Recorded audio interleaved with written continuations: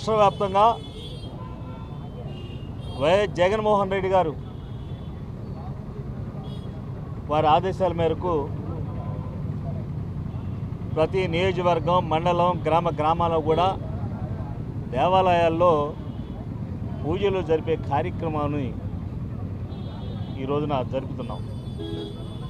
ఆ కార్యక్రమం ఎందుకు జరుపుతున్నామంటే ఈ రాష్ట్రంలో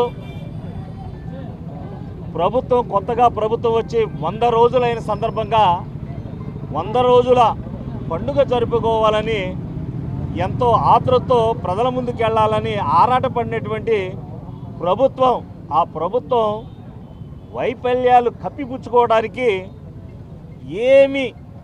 ఆయనకి ఏమీ దొరకడం అంటే నిన్న కాక మొన్న ఈ మధ్యనే అంతా కలిసి 15 రోజుల ముందు విజయవాడ చరిత్రలో ఎన్నడూ లేనటువంటి బుడమేరు వస్తే ప్రజలు చనిపోయే కార్యక్రమం ఏ ప్రభుత్వంలోనూ జరగల. కానీ ఇప్పుడున్న ప్రభుత్వంలో మాత్రం అమాయక ప్రజల ప్రాణాలు బలికొన్నది ఈ ప్రభుత్వం. దానికి కారణం ఎవరు? మహాకూటమి.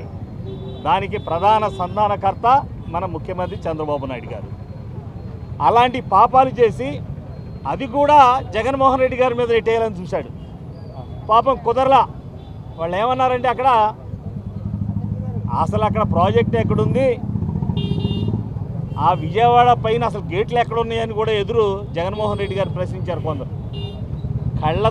కళ్ళతో చూస్తే తెలుస్తుంది అక్కడ ఎన్ని గేట్లు ఉన్నది, అక్కడ ప్రాజెక్ట్ ఉందా లేదనేది.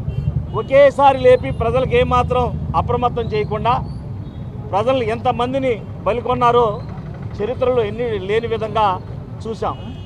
ఆ పాపం ఒక పక్కనైతే ఏం చేయాలో అర్థం కాక 100 రోజుల పండుగ ఎలా చేసుకోవాలో అర్థం కాక ఆఖరికి ఆపద మొక్కులవాడు, అనాథ రక్షకుడు, మహానుభావుడు కలిగా శ్రీ వెంకటేశ్వర స్వామిని సైతం కూడా వదలకుండా ఆ మహానుభావుడి యొక్క ఆ వెంకటేశ్వర స్వామివారి సన్నిధిలో భక్తులకు పంచే ప్రసాదం పైన రాజకీయం మొదలెట్టారు.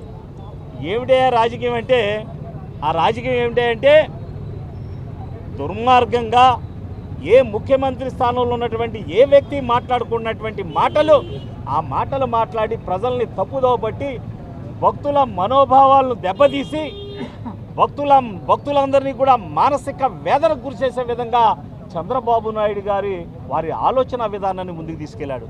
ఏమిటి జంతువుల కొవ్వు కలిపేశారు, దీంట్లో పంది కొవ్వు కలిసింది అని ఒక ముఖ్యమంత్రి నోటి వెంట మాట్లాడటం అంటే ప్రజలను ఎంత దిగ్భ్రాంతికి గురయ్యేలాగా చేశాడు చంద్రబాబు నాయుడు గారు. అంటే దీంట్లో నిజం అంటే నిజం నిగ్గు తేల్చాలంటే సిబిఐ ఎంక్వైరీ చేయమని మన నాయకుడు కోరుతున్నారు. లేదా సుప్రీంకోర్టు సిట్టింగ్ జడ్జితో ఆయనతోటి ఇవాళ ఎంక్వైరీ చేయించమని మన నాయకుడు కోరుతుంటే అవసరం లేదంట. సుప్రీంకోర్టు జడ్జి గారు అవసరం లేదంట, సిబిఐ అవసరం లేదంట. ఏ ప్రభుత్వం ఉంటే ఆ ప్రభుత్వం వెనకాల ఉండేటువంటి వారు సిట్ అనేటువంటి సంస్థ సరిపోతుందంట. ఇదేనా? ఎందుకంటే ఇది మన ఆంధ్రప్రదేశ్ యొక్క భక్తుల మనోభావాలే కాదు, ప్రపంచవ్యాప్తంగా ఉన్నటువంటి భారతదేశంలో పుట్టి పెరిగినటువంటి ప్రతి భారతీయుడి యొక్క మనోవేదన ఇది. ఆ మనోవేదన తీర్చాలి అంటే బాధ్యత మీ పైన ఉంది చంద్రబాబు నాయుడు గారు. మీరు సిబిఐ ఎంక్వైరీ చేయించండి, ఎవరి దోషులైతే వాళ్ళని శిక్షించండి. అసలు దీనికి శ్రీకారం ఎవరు చుట్టారో బయటికి వస్తుంది. నిన్న కాక మొన్న మీరు పంపిన ఐఏఎస్ ఆఫీసర్ గారు, యూఓ గారు, ఆయన ఏం చెప్పాడు? డైరెక్ట్గా ప్రెస్ మీట్లో ఏం చెప్పారు? వచ్చినటువంటి లారీలు నిబంధనలకు టెస్టులకు విరుద్ధంగా ఉంటే వాటిని ఆపేశాం, వాటిని తిప్పి పంపేశామని చెప్పారు.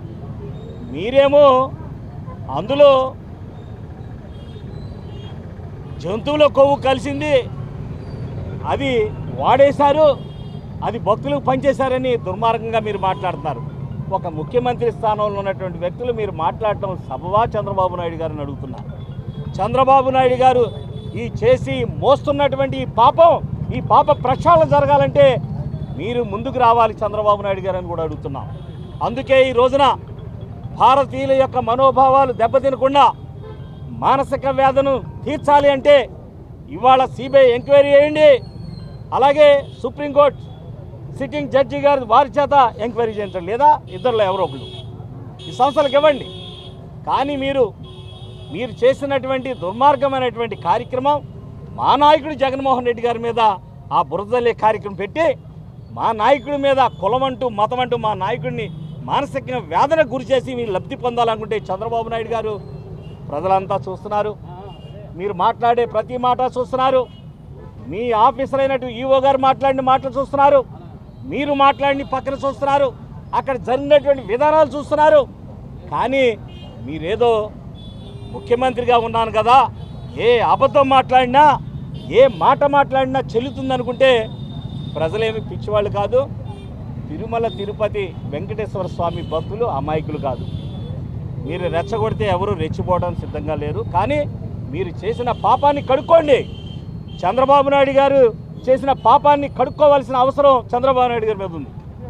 మేము ఒకటే కోరుకుంటున్నాం, ఆపద మొక్కులు వాడైనటువంటి అనాథ రక్షకుడైనటువంటి కలియుగ వెంకటేశ్వర స్వామిని మేమందరం కూడా ఒకటే కోరుకుంటున్నాం. ఏం కోరుకుంటున్నామంటే చంద్రబాబు నాయుడు గారికి మానసికంగా స్థైర్యాన్ని ధైర్యాన్ని ఇవ్వు స్వామి, ఆయన పాప ప్రక్షాళన చేసుకోవడానికి ఆయనకి ధైర్యాన్ని ఇవ్వండి, ఆ పాపం విముక్తి అయ్యేలేగా పాపం ఆయనకి క్షమాభిష పెట్టండి స్వామి అని ఆ స్వామివారిని కూడా మేము కోరుకుంటున్నాం. ఆ స్వామివారిని కోరుకుంటే క్షమాభిష స్వామి పెడితే చంద్రబాబు నాయుడు గారికి మంచి బుద్ధి ప్రసాదించండి.